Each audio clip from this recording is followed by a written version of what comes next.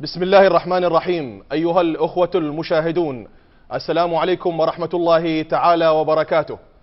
يا بوابات التاريخ العالية، ويا مسلات العشق والشجاعة، يا حروف البابليين وأحزان السومريين وأغاني الآشوريين، يا كل الأبطال والشجعان في مسيرة الإنسان على هذا الكوكب. أيها العراقيون مذ كان العراق، يا أيها البصريون والبغداديون والأنباريون والنجفيون، يا أيها الموصليون الكربلائيون، لقد أزفت الساعة وهذا القائد العام للقوات المسلحة الدكتور حيدر العبادي رئيس وزراء العراق يخاطبكم. بسم الله الرحمن الرحيم. وما جعله الله إلا بشرى لكم ولتطمئن قلوبكم به، وما النصر إلا من عند الله العزيز الحكيم. صدق الله العلي العظيم. يا أبناء شعبنا العزيز، يا أبناء محافظة نينوى الأحبة، لقد دقت ساعة الانتصار وابتدأت عمليات تحرير الموصل. أعلن اليوم ابتداء هذه العمليات البطلة لتحريركم من بطش وإرهاب داعش، وإن شاء الله قريبا نلتقي في أرض الموصل لنحتفل جميعا بتحريرها وبخلاصكم، ولنعيش مرة أخرى بجميع أدياننا وبجميع طوائفنا أحبة متكافئين متعاونين، نقف جميعا للاقتصاص من جرائم داعش وإعادة بناء هذه المحافظة الطيبة بجميع أهلها. سنعمر ما دمرته هذه العصابة المجرمة، وسنعيد الحياة ونعيد الاستقرار في الموصل وفي جميع المناطق حول الموصل. قريبا جدا سنكون بينكم لنرفع راية العراق في داخل الموصل الحدباء وفي كل قرية وفي كل زاوية، ولن يكون لداعش مكان بيننا لا في الموصل ولا في غيرها من أرض العراق الطيبة. لقد جئنا لإنقاذكم وجئنا لتخليصكم من الإرهاب وتخليصكم من الدواعش.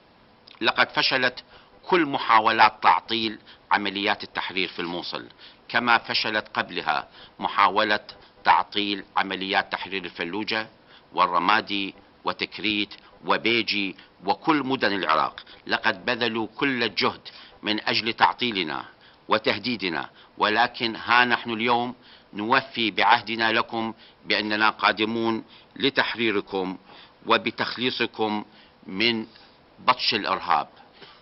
إن القوى التي تقود عملية التحرير هي قوات جيش العراق الباسلة مع قوات الشرطة الوطنية، وهم الذين سيدخلون مدينة الموصل لتحريرها وليس غيرهم.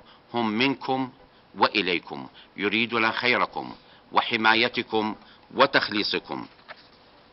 ندعوكم يا أبناء نينوى الأبطال إلى التعاون مع قواتنا الأمنية لتخليصكم، كما تعاون أهل الشرقاط وكما تعاون أهل القيارة مع هذه القوات البطلة، فكانت عملية التحرير سهلة بأقل الخسائر وبأقل التدمير.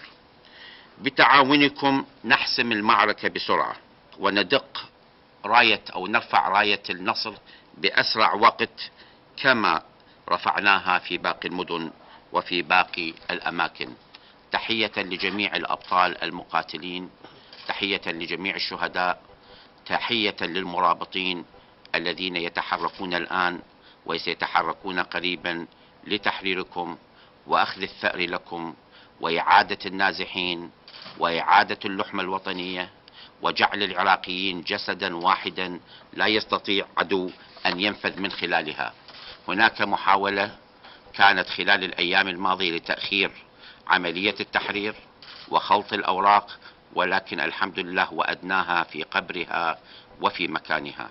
وأنا أدعو قواتنا البطلة المسلحة وجميع المرابطين الأبطال الذين يذودون عن العرض وعن الشرف وعن السيادة إلى أن يكونوا متأهبين للقضاء على داعش وعلى من يقف وراء داعش وعلى من يساند داعش وعلى من يمد داعش بالقوة ويمد داعش بالإرهاب وبأدوات البطش التي استمرت لسنتين. عليكم يا أهالي الموصل ويا أهالي نينوى، جئنا اليوم إن شاء الله لتخليصكم من هذه العذابات ولإعادة إعمار المحافظة. هناك فرق متكاملة تم تشكيلها للاعتناء بالجانب الإنساني للمواطنين ولإعادة الإعمار فور الانتهاء من عملية التحرير. ندعوكم مرة أخرى إلى التعاون مع قواتنا، وكما وعدناكم أن هذا العام عام 2016 سيكون عام التحرير من داعش، نحن نوفي بهذا العهد الآن ونوفي بهذه المسؤولية الملقاة على عاتقنا. إنه واجبنا لتخليصكم من داعش وتحرير أرضنا وتحريركم من هذا الإرهاب وعودتكم جميعا إلى دياركم، وسنقتص من المجرمين أعدكم بذلك. ولكن أدعو إلى التعايش السلمي بين المواطنين، إلى أن نتعاون بعضنا مع البعض الآخر، وأن هذه القوات التي تحرركم ليس لهم هدف في الموصل إلا لأجلكم، إلا لتخليصكم ولإعادة الحياة الكريمة لكم، وما النصر إلا من عند الله العزيز الحكيم. والسلام عليكم ورحمة الله وبركاته.